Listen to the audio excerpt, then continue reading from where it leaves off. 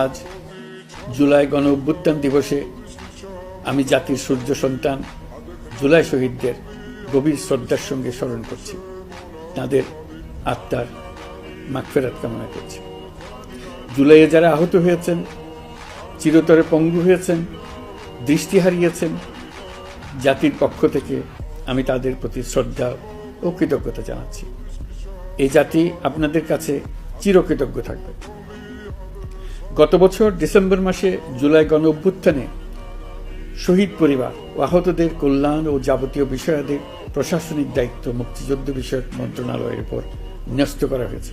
এখন পর্যন্ত 836টি শহীদ পরিবারের মধ্যে 775টি শহীদ পরিবারকে মোট 98,40,00,000 টাকার সঞ্চয়পত্র ও মাসিক ভাতা বাবদ ব্যাংক চেক দেওয়া হয়েছে।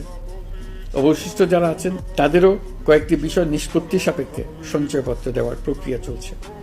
এর পাশাপাশি আহত 13,800 জন জুলাই যুদ্ধকে 3টি ক্যাটাগরিতে নগদ টাকা ও চেক বাবদ মোট 153,04,00,000 টাকা প্রদান করা হয়েছে। এর মধ্যে 78 জন অতি গুরুতর আহত জুলাই যোদ্ধাকে সিঙ্গাপুর, থাইল্যান্ড, তুরস্ক এবং রাশিয়ায় উন্নত চিকিৎসার জন্য পাঠানো হয়েছে এবং চিকিৎসা ব্যয় বাবদ এ পর্যন্ত 97,50,00,000 টাকা ব্যয় হয়েছে।